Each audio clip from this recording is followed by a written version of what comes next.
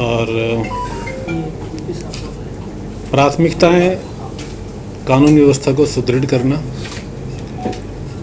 Basic policing को जो level पर है उससे और भी बेहतर बनाना, और चूँकि अभी नक्सल ऑपरेशन भी मेरे पास है, वहाँ पे भी हमारे पास विकास के काम काफ़ी निरंतर गति से हो रहे हैं। स्पेशली मॉनसून के समाप्त होने के बाद ये वर्किंग सीज़न चल रहा है, तो रोड कंस्ट्रक्शन एक्टिविटीज़, पुल पुलिया निर्माण, मोबाइल टावर की इंस्टॉलेशंस और जो शासन की विभिन्न योजनाएं हैं उनके शिविर लगाकर पुलिस अधीक्षक और कलेक्टर्स आम जनता तक जो शासन की विकास की योजनाएं हैं उनको पहुंचाने का भरसक प्रयास कर रही है सुरक्षा बलों की मदद से।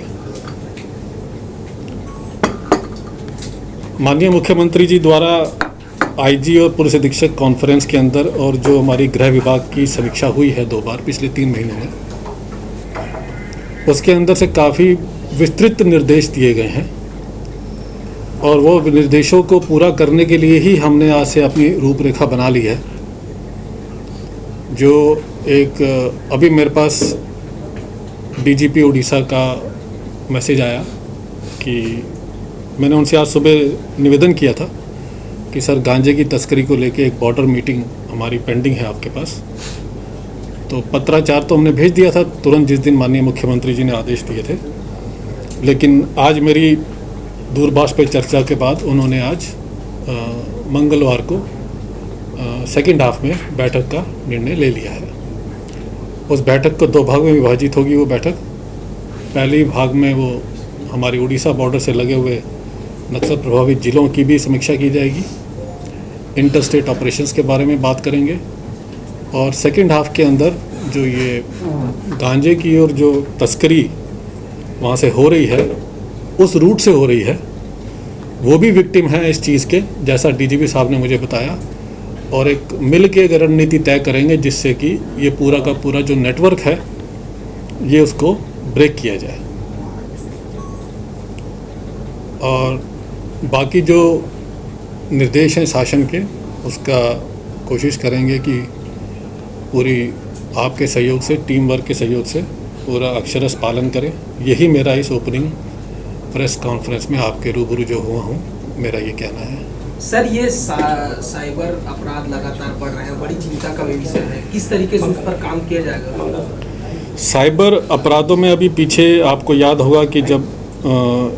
अभी एक हमारी गृह मंत्रालय नई दिल्ली ने एक छत्तीसगढ़ को होस्ट बनाया था और हमने 5 स्टेट्स की एक कॉन्फ्रेंस भी की थी यहाँ पर PHQ में। ये शायद 23 अक्टूबर की बात है, 23 या 24 अक्टूबर की बात है। तो उसके अंदर हमने साइबर अपराधों के बारे में, अभी भी स्टेट गवर्नमेंट से हमको साइबर पुलिस स्टेशन में और रेंज स्तर पे इनिशियली रेंज स्तर पे साइबर थाने को मिलने की स्वीकृति मिल चुकी है। निकट भविष्य में जो हमारी ये अलग अलग रैंक्स पे भर्ती हो रही है, सब इंस्पेक्टर लेवल पर, कांस्टेबल लेवल पर, उस भर्ती के अंदर हम अच्छे लड़के छांट के उनको ऑपरेशनलाइज कराएंगे। साइबर क्राइम गवर्न होता है हमारा इंफॉर्मेशन टेक्नोलॉजी एक्ट से, और जो बाकी IPC की भी धाराएं हैं काफ़ी उसके अंदर जो लगती हैं। हम रिफ्रेशर ट्रेनिंग करवाएंगे उन अधिकारी कर्मचारियों की जो कटिंग एज लेवल पर हैं, जो नॉर्मली कई बार ऐसा हो जाता है कि जब कोई ऐसी साइबर क्राइम की रिपोर्ट आती है तो वो उसके अंदर एक नॉर्मल IPC क्राइम जो हमारा पिनल सेक्शन है वो लगा देते हैं, और इंफॉर्मेशन टेक्नोलॉजी एक्ट जो स्पेशल एक्ट बना हुआ है उसकी धाराएं नहीं लग पाती हैं। साइबर स्टॉकिंग के बारे में, स्पूफिंग के बारे में, साइबर बुलिंग के बारे में, जितने भी साइबर क्राइम हैं इस प्रकार की जो आती हैं, तो रिफ्रेशर कोर्स मैं अभी बात कर रहा था, अभी इसलिए 5 मिनट में विलम्ब हो गया अकेडमी डायरेक्टर अकेडमी से कि आपके पास कब ट्रेनिंग का टाइम स्लॉट खाली है, तो हम रिफ्रेशर कोर्स चालू करवाएं। नॉट ओनली साइबर क्राइम के ऊपर, ड्रग ट्रैफिकिंग के ऊपर भी मैंने बोला उनको, उस पर भी कराएं, ह्यूमन ट्रैफिकिंग के ऊपर भी। हालांकि अब ह्यूमन ट्रैफिकिंग की शिकायतें छत्तीसगढ़ से लगभग ना के बराबर हैं, पर फिर भी ये एक ऑर्गेनाइज्ड क्राइम का एक तरीका है जो कभी ना कभी फिर मुंह फाड़ सकता है, तो इसलिए हमारे इन्वेस्टिगेटिंग अफसरों को इसके बारे में जानकारी होनी चाहिए। ये जो जनरल अपराध होते हैं वो एक बड़ा चैलेंज है। कुछ नया आपने सोच के रखा है, ब्लूप्रिंट है, कैसे अपराधों को रोका जाए या अपराधी बच ना पाए, उनके ऊपर कार्रवाई हो? देखिए, पुलिस अधीक्षक और जो हमारे जो मिडिल मैनेजमेंट लेवल के अधिकारी हैं, मैं इनको आज भी एक रायपुर रेंज की मीटिंग ली थी आईजी साहब ने, तो मैंने उन अधिकारियों को अपने यहाँ बुलाया था। हालांकि उसमें नक्सल की चर्चा मैं ज़्यादा किया हूँ, क्योंकि उड़ीसा के साथ निकट भविष्य में बैठक होने वाली है हमारी। पर फिर भी एक अपने एरिया ऑफ जो AOR होता है, एरिया जुरिस्डिक्शन होता है, उसके अंदर आपको अगर एक CSP या थाना प्रभारी या for that matter additional SP या पुलिस अधीक्षक ये देख ले कि मेरे क्राइम के हॉटस्पॉट्स कहाँ पर हैं, मेरे एक्सीडेंट के हॉटस्पॉट्स कहाँ पर हैं, या तो उसके पास इतने रिसोर्सेज नहीं होते कि वो हर एक व्यक्ति के पीछे एक पुलिस अफसर को या पुलिस को लगा दे। पर लिमिटेड रिसोर्सेज से जो प्लानिंग होती है वो तब उसको पता चल पाएगा कि जब उसको ये पता हो कि मेरे हॉटस्पॉट्स मेरे क्षेत्र में कहाँ कहाँ पर हैं। तो इसका पता होना, उसके जैसे एक डैशबोर्ड में पता होना उसको ज़रूरी है। और वो सब पता चलता है हमारे अगर क्राइम का डेटा जो उसके पास एक DCRB और जो ब्रांच है उसको थोड़ा एक्टिवेट करे, उसको बताया कि हर महीने जैसे वो क्राइम के आंकड़े दिखता है, उसको लाके बताया कि साहब अपराध के आंकड़े अब ये पर्टिकुलर X जगह पर पिछले 1 महीनों में रॉबरी या बर्गलरी या लूट या ज़्यादा हुई है। तो वो क्या करेगा कि उसको प्रिवेंट करने के लिए अपनी जो रिसोर्सेज हैं, पेट्रोलिंग है, हाईवे पेट्रोल है, या जो अभी जो एक नई प्रक्रिया, मैं मंडे को भी एक मीटिंग ले रहा हूँ, उसके अंदर हमने ये सुनिश्चित करेंगे कि हमारे जो अधिकारी हैं, जैसा कि माननीय मुख्यमंत्री जी ने भी निर्देश दिया कि CSP एडिशनल SP जो रैंक के अधिकारी वो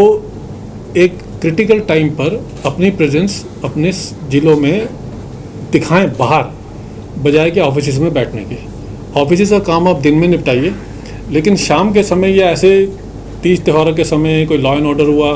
या जो रूटीन के जो नॉर्मल दिन होते हैं, जो लगता है कि शाम को 5 बजे के बाद व्यक्ति सब लोग मार्केट जाते हैं, क्राउडेड प्लेस हैं, तो वहाँ पे अपनी पुलिस की प्रेजेंस विजिबिलिटी दिखाई देनी चाहिए। तो क्राइम के प्रिवेंशन के जितने भी मेथड्स हैं, मतलब कोई नए मेथड्स भी ईजाद किए जाएंगे। और जैसा मैंने भी हॉटस्पॉट्स के बारे में बताया आपको, हॉटस्पॉट्स की मैपिंग करने के बाद में मैं SPs को बताऊंगा कि हॉटस्पॉट्स की मैपिंग आपको कैसे की जानी चाहिए। कोई बड़ा काम नहीं है, एक अगर उनके ऑफिस के अंदर एक कांस्टेबल भी कंप्यूटर ट्रेंड होगा तो वो भी सीख जाएगा और वो बना के आपको हॉटस्पॉट्स ला के दिखा देगा कि साहब हमारे यहाँ पे पिछले 1 महीने में इस टाइम पर, मतलब वीक डे के अंदर अगर आपको लगता है कि शनिवार इतवार को क्राइम हुआ तो बता देगा कि साहब सैटरडे संडे को व्हीकल लिफ्टिंग 1 से लेकर रात के 3 बजे तक इस क्षेत्र में ज़्यादा हुई है। तो एक बार आपको वो इन्फॉर्मेशन मिल गई तो आप उसको प्रिवेंट कर पाओगे, बजाय कि आप अंधेरे में भटकते रहो और पता न चले कि साहब सब जगह लगा भी रहा हूँ अपने रिसोर्सेज, लेकिन उसके बाद भी मेरा आउटपुट और चोरियाँ वगैरह या व्हीकल लिफ्टिंग या एक्सीडेंट्स वगैरह निरंतर बढ़ रही हैं। तो एक अप्रोच जो है वो थोड़ी सी इनको बताना पड़ेगा। सर, ये बेसिक पुलिसिंग को लेकर तो ठीक है, लेकिन SP की वर्किंग को लेकर डे टू डे मॉनिटरिंग किस तरीके से आप करेंगे? ऐसा कोई मॉड्यूल स्पेसिफिक आप डिजाइन करेंगे या? देखिए, पुलिस अधीक्षक की मॉनिटरिंग पुलिस अधीक्षक खुद, क्योंकि डिस्ट्रिक्ट का SP होता है, उसके ऊपर रेंज IGs होते हैं और PHQ के अंदर भी अफसर होते हैं जो अलग अलग शाखाओं में उसको सुपरवाइज उसके काम को करते रहते हैं और जिसकी रिपोर्ट्स पुलिस मुख्यालय के माध्यम से मेरे कार्यालय में आती है। तो कॉन्टीन्यूसली SP का बैठना अपने कार्यालय में, IG का बैठना अपने कार्यालय में, लोगों से मिलना, या मेरा अपने कार्यालय में बैठना सिस्टम डिसिप्लिन से, क्योंकि we work in a very discipline and close organization, मतलब हमारा एक अनुशासित एक संस्था होती है जो पुलिस की होती है, जहाँ से नीचे कांस्टेबल से लेकर एक DGP तक हम सब एक ही उसमें कार्य में जुड़े रहते हैं। तो मुझे लगता है कि संस्था के अंदर डिसिप्लिन अनुशासन लाने से ऑटोमेटिकली आदि चीज़ें will be in place. Sir, आपने जैसे बोला मैपिंग जो है हॉटस्पॉट की मैपिंग करेंगे, लेकिन एक मतलब ताज़ा उदाहरण के आधार पर ही कह रहा हूँ सर, संख्या बल से तो पुलिस विभाग जूझ ही रहा है। मतलब ऐसे मामले आते हैं कई बार कि पुलिस को मालूम रहता है कि नियोजित क्राइम हो रहा है या कुछ ऐसा क्राइम चल रहा है, लेकिन अन्य चीज़ों पे ड्यूटी लगती है और उस पर कार्रवाई नहीं हो पाती। तो संख्या बल को लेकर हमेशा ये हो जाता है कि शासन का मामला है, भर्ती जो है तो बहुत बड़ा चैलेंज है सर। देखिए, भर्ती की जहाँ तक बात है कि इस शासन में अभी काफ़ी अच्छी भर्तियों की स्वीकृति मिली है, हमारा रिप्लेनिश हो रहा है और पहले हमने जो 2018 में भर्ती रुकी हुई थी कांस्टेबल्स की वो पूरी करवाई, जिसमें माननीय उच्च न्यायालय ने जो निर्देश दिए थे उसके आधार पे वो भर्ती पूरी हुई, वो भी बेसिक ट्रेनिंग कर रहे हैं। अभी बस्तर फाइटर्स की ट्रेनिंग रिक्रूटमेंट चालू है, सब इंस्पेक्टर्स का रिक्रूटमेंट की प्रोसेस भी चालू है। तो आने वाले समय के अंदर जो हमारा जहाँ भी अगर कोई कमी है उसकी पूर्ति हो जाएगी। मैं जो आपने वही बात की जो मैं बोल रहा हूँ कि हर एक व्यक्ति के पीछे एक पुलिस का आदमी नहीं लग सकता। अब बात आ गई कि मुझे सुरक्षा देनी है सबको, तो मैं क्या करूँगा, मुझे जब तक अपने एरिया की नॉलेज नहीं होगी, जहाँ पे वीक पल्स है मेरी, वहीं पे मैं अपनी फोर्स को ज़्यादा, अपनी ताकत ज़्यादा लगाऊंगा। उससे एक सिटी में, एक कस्बे में, एक शहर में एक सुरक्षा का माहौल बन जाता है और उस सुरक्षा के माहौल से ही सिक्योरिटी प्रोवाइड हो जाती है। ये सभी का अनुभव है, काफ़ी देशों का अनुभव है, काफ़ी प्रदेशों का अनुभव है। इसी तरीके से पुलिसिंग होती है। सर ये बात तो हो गई पुलिसिंग की। अब राज्य सरकार के दिशा निर्देशों की अगर बात करें, जिस तरीके से अभी हाल ही में एक समीक्षा बैठक हुई थी, मुख्यमंत्री भूपेश बघेल ने चिट फंड कंपनियों पर जोर दिया है, उस पर कार्रवाई पर जोर दिया है, आदिवासियों के खिलाफ जो फर्जी मामले दर्ज हैं उस पर जोर दिया है, राजनीतिक मामले जो हैं उसको वापस लेने को लेकर इस प्रकार के दिशा निर्देशों पर। जी हाँ, देखिए ये प्रक्रिया 2019 से इस शासनकाल में आने के से ये प्रक्रिया चल रही है। अब शिथिलता थोड़ी बहुत बीच में आई थी, तो अब माननीय मुख्यमंत्री जी ने बार बार निर्देश दिए इसके ऊपर। चिट फंड के अंदर हमारा अभी जो हमारा टारगेट रहेगा कि जितने व्यक्ति जो डायरेक्टर्स हैं जो गिरफ्तार नहीं हुए उनकी गिरफ्तारी करना, जो जिनकी प्रॉपर्टी आइडेंटिफाई नहीं हुई है उनकी बाहरी प्रदेशों के अंदर भी अगर प्रॉपर्टी में इन्वेस्ट है तो बाहरी प्रॉपर्टी को भी आइडेंटिफाई करना। और तीसरा उसमें ये रहेगा कि जो अभी आवेदन आए हैं उसको क्वांटिफाई करना, उसको क्वांटिफाई करने के बाद उसमें ये देखना कि कितनी राशि और है जो हमारे जिसके अंदर हमारे एफआईआर दर्ज नहीं है। तो इन 3 एंगल पे निरंतर, मतलब ये मेरा पहला एजेंडा भी रहेगा, मेरी पहली वीसी का जब भी मैं लूँगा उसमें। और दूसरा जैसा आपने बताया राजनीतिक प्रकरणों का और ये जो आदिवासियों के प्रकरण वापसी का, ये भी एक जस्टिस पटनायक समिति ने भी कुछ अपने को उसमें दिया है मार्गदर्शन, उसके हिसाब से कार्रवाई करेंगे। और जो हमारे जो फास्ट ट्रैक कोर्ट्स पे जो निराकरण हो रहा है केसेस का, उसको भी थोड़ा स्ट्रिक्टली सुपरवाइज करेंगे ताकि जल्दी से जल्दी विटनेस हैं, क्रॉस एग्जामिनेशन है, पूरा ट्रायल प्रोसीजर जल्दी पूरा हो, जिससे कि जो छूटना है वो छूटे और फिर इसके कारण कोई निर्दोष आदिवासी जेल में निरुद्ध ना रहे। तो ये कार्रवाई अपन थोड़ा सा और भी आगे बढ़ाएंगे और कोशिश करेंगे कि जल्द से जल्द इसमें अच्छे परिणाम आए। सर सरकार इसी से जुड़ा हुआ एक सवाल और है जा रही है, जो धर्मांतरण का विषय है और सांप्रदायिकता, जिसको लेकर राजनीतिक तौर से सरकार भी दिख रही। तो इस तरीके के अगर मामले आते हैं तो किस तरीके के आगे की स्ट्रेटजी? देखिए, फोर्सिबली धर्मांतरण इज एन ऑफेंस, मतलब फोर्सिबली कोई कराएगा धर्मांतरण, विलिंगली धर्म इज़ अ पर्सनल इशू, किसी का भी religion is a personal issue, लेकिन फोर्सिबली धर्मांतरण कराएगा और हमारे पास शिकायत आएगी तो पुलिस उसमें कार्रवाई करेगी, जो भी वैधानिक कार्रवाई पुलिस को करनी है। और जहाँ तक सांप्रदायिकता का सवाल है, सांप्रदायिकता तो किसी भी हालत में कानून व्यवस्था के अगेंस्ट है। मैंने आपको बताया कि कानून व्यवस्था को सुदृढ़ करना ही हमारा उद्देश्य है। तो सांप्रदायिकता तो बिल्कुल भी किसी भी हालत में ऐसा व्यवहार, और छत्तीसगढ़ के अंदर क्योंकि जनता एक बहुत ही पीस लविंग और मतलब डेवलपमेंट के प्रति उनका वो रहता है, तो इसलिए यहाँ पर ऐसा कोई इतिहास भी नहीं है। और आने वाले समय में अगर कुछ ऐसी बात होती है तो उसको सख्ती से निपटा जाएगा, जिससे कि इसकी पुनरावृत्ति ना हो। सर, चिट फंड से जुड़ा एक और सवाल मेरा रह गया था। दरअसल पिछली समीक्षा बैठक में भी ये बातें निकल कर आई थी कि मुख्यमंत्री ने उस बैठक में पूछा है कि चिट फंड मामले में अब तक क्या कार्रवाई हुई, कितना पैसा जो है रिकवर हुआ है और क्या कितना पैसा पीड़ितों तक पहुंचा है, इसके लिए कोई स्पेशल टीम बनाई गई है क्या नहीं बनाई गई है, अगर स्पेशल टीम बनाई गई है तो कितनी गिरफ्तारी हुई है, वो पिछली बात थी। इस मामले में आपकी क्या तैयारी है? चिट फंड के अंदर जैसा मैंने बताया कि हमारे जो पहली बात तो मैं उसको रिव्यू करूँगा, केसेस हमारे लेवल पे पेंडिंग है, जो पुलिस अधीक्षक लेवल पे पेंडिंग है, जिनका चार्जशीट पुटअप नहीं हुई है, गिरफ्तारियाँ नहीं हुई हैं। देखिए, फिर इसमें 3 एजेंसीज इन्वॉल्व रहती हैं चिट फंड के अंदर, मतलब फाइनल डिस्पोजल जो आप बोलते हैं ना कि हितग्राही जो हैं, जो भी फाइनल उनके पास पैसा पहुंच जाए, उसके अंदर फिर रेवेन्यू आते हैं, फिर वो लोग अपनी प्रक्रिया, उनकी जो भी कानूनी अधिकार है उनका वो करते हैं, फिर ये मामला न्यायालय में जाता है, फिर न्यायालय से वापस आके फिर कलेक्टर के पास आता है, फिर वो नीलामी होती है। तो पहले से ही इसमें पुलिस अधीक्षक और कलेक्टर न्यायालयीन अधिकारियों के साथ अपना निरंतर संपर्क बनाए हुए हैं और कोशिश करेंगे कि जितने के जितने मामले हमारे लेवल पे पेंडिंग है वो जल्द से जल्द पूरे हों, क्योंकि हम जितना मामले भेजेंगे न्यायालय में उतना जल्दी न्यायालय से फिर डिस्पोजल होगा और उसके अंदर फिर जो भी पैसे का नुकसान किसी को भी हुआ है वो पैसा उनको वापस मिलेगा। सर, मुख्यमंत्री ने वीक ऑफ के लिए भी कहा है पुलिस कर्मियों के लिए, उसके लिए किस मैंने आज ही एडीजी एडम को बोला है कि वीकली ऑफ में अभी तक ऐसा आ रहा है कि साहब दिया जा रहा है, कहीं पे है कि नहीं दिया जा रहा। मैंने कहा कि आप मुझे पूरे पिछले 1 साल का टू स्टार्ट विद आप मुझे सभी जिलों से ना एक वो रोस्टर मंगवाइए कि जहाँ पे रोस्टर के अंदर वीकली ऑफ किन किन लोगों को दिया गया और किन किन लोगों को किन किन जिलों में दिया गया और किन किन जिलों में नहीं दिया गया और उसके क्या कारण है। तो वीकली ऑफ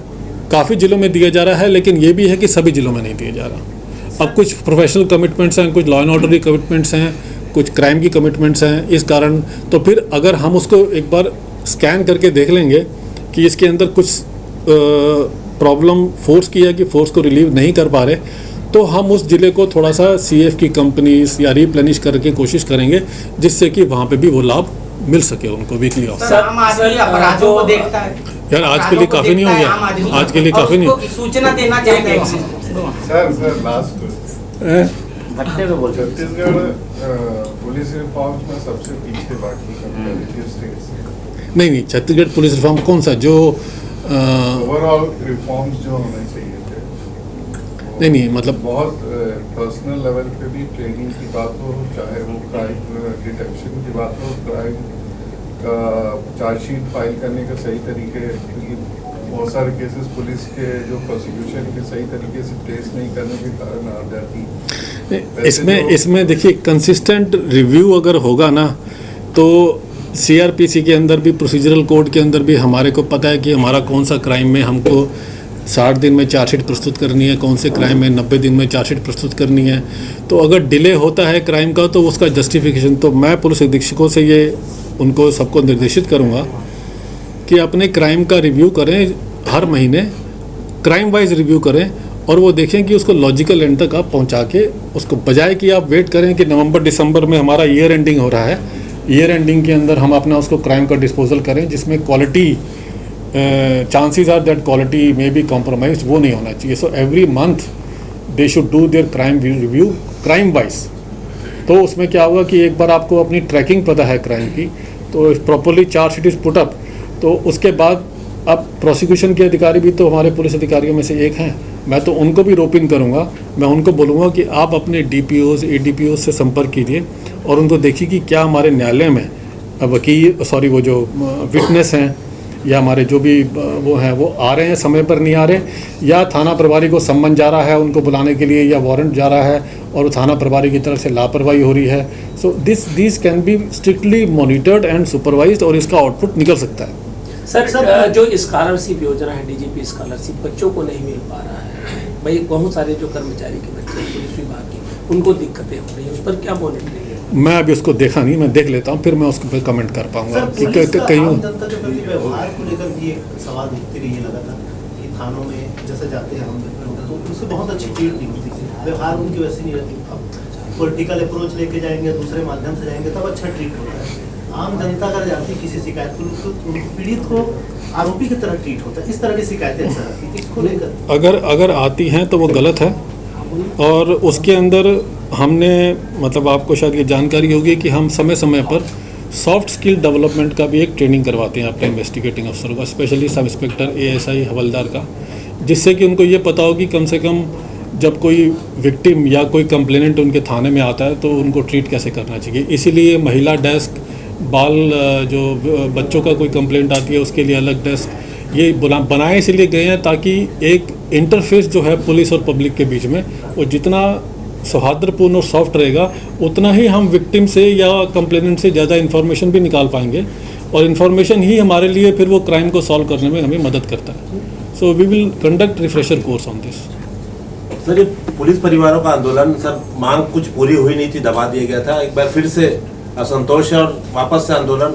शुरू हो रहा है। खासतौर मांगे पर उनकी पूरी होती ही नहीं। भत्ते उनके बाकी राज्यों से कम हैं बताया जा रहा है। बहुत सारी चीजें घर को लेकर, सारी चीजों को लेकर है सर। देखिए, हाउसिंग के लिए शासन ने काफ़ी घर दिए भी हैं। अभी भी आपने देखा कि अमली डी के अंदर भी इतने बड़ा कैंपस बना, जब पुलिस हाउसिंग ने काफ़ी अच्छे कांस्टेबल, हेड कांस्टेबल के मकान बनाए। हाँ, ये है कि ये ठीक है कि सेटिस्फेक्शन लेवल 100% अभी नहीं है, लेकिन 100% रीच करने के पूरे प्रयास किए जा रहे हैं। बाकी मांगों पे, बाकी आंदोलन पे मैं अभी ज़रा उसको देख लूँ, एक बार रिव्यू करूँगा, तो उसके दिखते हैं कि कहाँ तक उसको पूरा कर सकते हैं। ठीक है, थैंक यू। सर, आम नागरिक जो जानता है अपराध हो रहा है, देखता है, लेकिन पुलिस थाने जाने में डरता है, तो उसके लिए आप ऐसा जागरूकता अभियान क्या चलाएंगे कि वो आदमी आप तक पहुंचे, थानों तक पहुंचे और सूचना? हाँ, मैंने उसके लिए बताया, जैसे कि जो हम जो मंडे या ट्यूसडे से अभियान चलाएंगे। अभियान मतलब इन द सेंस कि वो एक रूटीन में रहेगा कि हमारे अधिकारी जाएं शाम के समय में, ऐसा एरिया डोमिनेशन के पर्पज से जाएं कि वो सीएसपी हो, थाना प्रभारी हों, कब अपने 5 से लेकर 9 बजे तक अगर वो बाहर रहेंगे अपने कार्यालय से शाम को, एक रूटीन की बात बता रहा हूँ मैं आपको, क्राइसिस के टाइम पे तो पूरा दिन भी बाहर रहना पड़ सकता है। अगर वो रहेंगे और वहाँ के जाके कम्युनिटी पुलिसिंग के या बाकी लोगों से बात करेंगे, रेजिडेंट वेलफेयर एसोसिएशन वालों से बात करेंगे, बाकी लोगों से बात करेंगे, तो एक सेंस ऑफ कॉन्फिडेंस आएगा कंप्लेनेंट के अंदर भी कि भाई पुलिस के पास जाके कंप्लेंट की जा सकती है। सो वो उस चीज़ को भी एक कॉन्फिडेंस लेवल को बिल्टअप करने का प्रयास करेंगे उसका। Thank you.